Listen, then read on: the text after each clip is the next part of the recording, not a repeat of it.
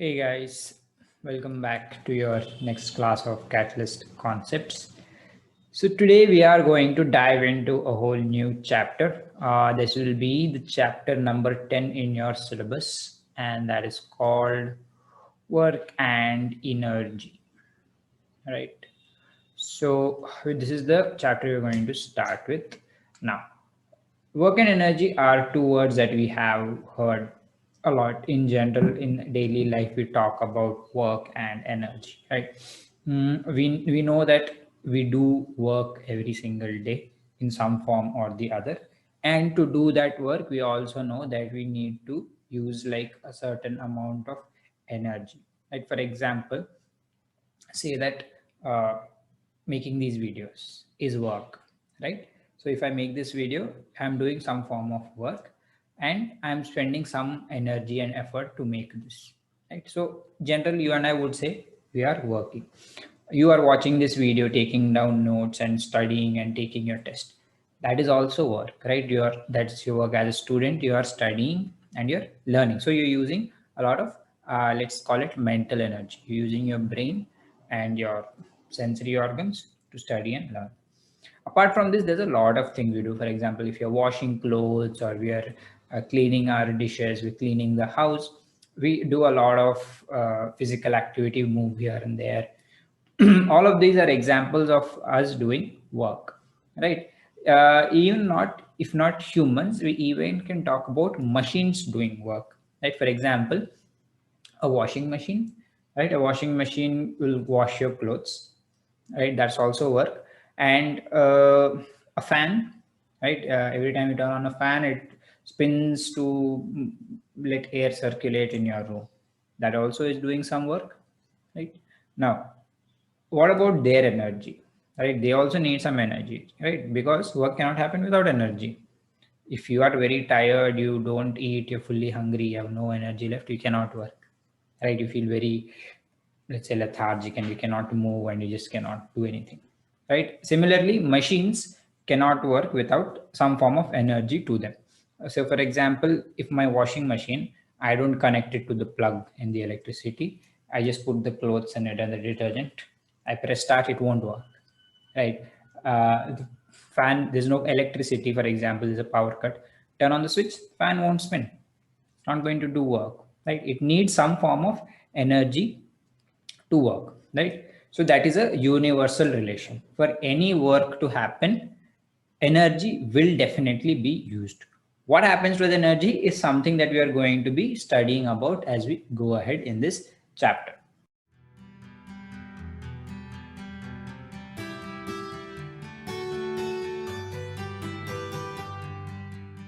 All right. Now, uh, for today, what we are going to do, we are going to look at the first aspect of our chapter, and that is work. This word, work. Like we just discussed, work is a word we use in our daily lives to talk about a lot of things, right? So work in its sense is also something in common language, right? Work has a connotation in common language, right? For example, like how we say, we talked about making videos or studying, or sometimes something you make is called work, right? I think they say sari work, like the stuff that is there on design on the sari, it's called work, I think, right? Also, if someone writes a novel or makes a book, we call that his work, right? For example, Harry Potter is the work of J.K. Rowling, something like that, right? So in common language, work is used for a lot of different things. However, we are studying science, okay? The things that you consider work in common language and common world terms, not all of them are considered work by science. Very few of them are actually considered as work, okay? So the work in common language and the work in science are very different from each other, okay?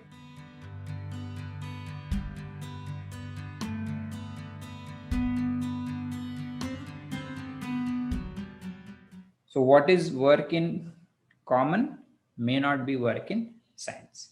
How exactly that works? Let's take a few examples and see. All right, I use the word work again. How nice. All right. So let's take a few examples. Let's take one example of, let's say, studying. Okay, say Rita is studying for exams. Okay, she's sitting at her desk and she's just studying for her exams. We'll definitely say that according to, I'll just say language, and let's say science. Okay. Uh, so if Rita is studying, language will definitely say that, okay, I should have written Rita down here. That's okay. So according to language, if Rita is studying, we'll definitely say that it is work, right? Yeah. But according to science, is it work? It's not. Okay. Not work. All right. Let's take one more example. Let's take something like, let's say Raju throws a ball. Okay. Okay, he's taking a heavy ball and he's throwing it, right? In common language, you may or may not consider it as work. You generally would, right? If as long as it's heavy and he's using energy to it, you'll say it as work. In science, will we talk about it as work or not? One guess is, could be yes, could be no, right? I say that yes. In science, I'll definitely say that Raju is doing some work. Even if it looks like he's having fun in throwing the ball, I'll say he's doing some work. Okay.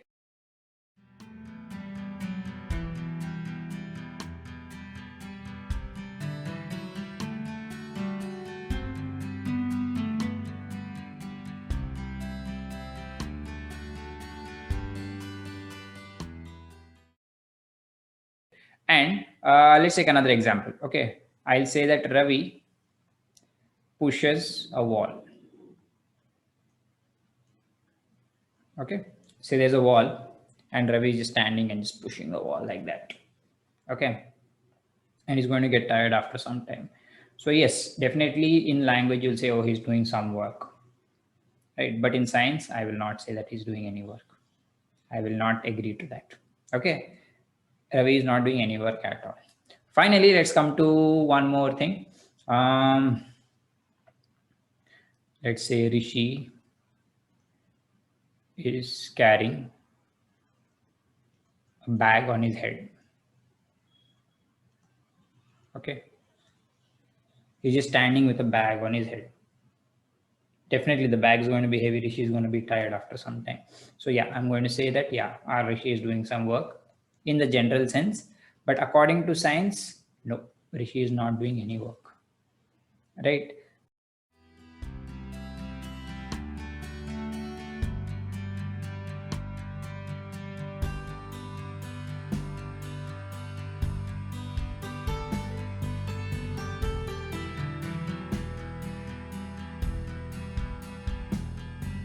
So this is really a little weird, where some things are worked by science, some things are not.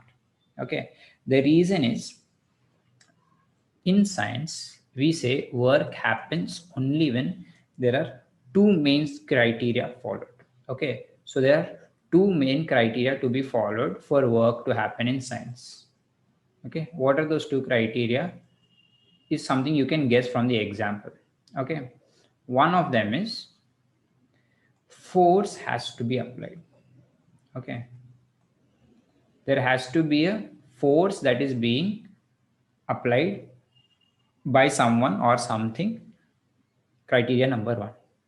Criteria number two is that object should change position.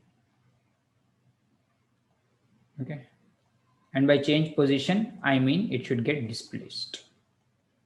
Okay. It should move from one place to another place. Only and only when both of them are happening will I say that according to science, work is happening. If any one of them is not happening, we say there is no work happening. Okay. So consider both conditions should be true. Only then in science do we say that work is happening.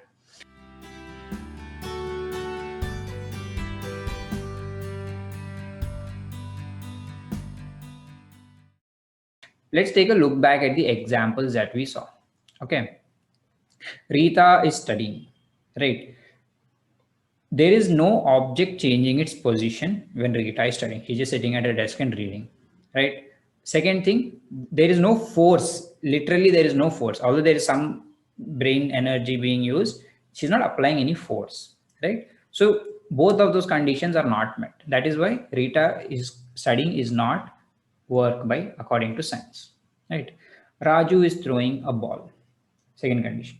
Raju uses force to throw ball. You cannot throw a ball without force, right? So you just throw it, right? First condition met. Force is applied. Second condition. Object should change its position. When I throw the ball, obviously it's going to go right from my hand to somewhere else, right? So both the things are true. Object is moving, force is being applied. So that is why we say that throwing a ball is an example of force. Sorry, example of work being done. All right. Third one.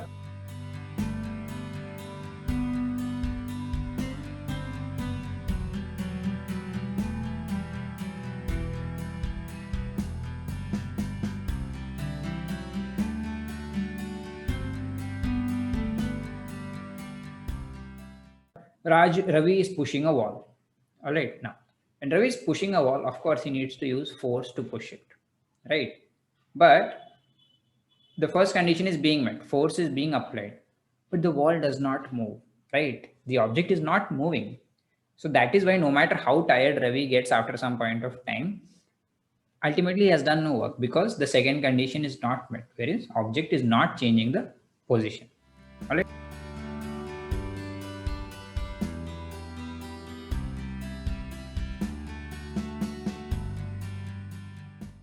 Finally, Rishi is carrying a bag on his head. Now Rishi is standing with a bag on his head. All right. Definitely the bag is heavy. Rishi is going to feel something on his head. And he might be really tired after a point of time. But the point is, if he's just standing and the bag is just on his head and it's not moving, he is not moving, ultimately what's happening? The bag's position is not changing. So work is not happening. Second condition is not being met. Okay, so these are a few examples of what work is or isn't in according to science, right? What you can try to do is try to think of some examples about what is work. Okay. What it would be amazing if you could drop some comments below and just give us examples of what is work and what is not work according to science. Come up with your own creative examples. There's a lot of things that you can try out. Okay, so if I have to go to the final definition of work, I'll say work is said to be done when a force is applied on an object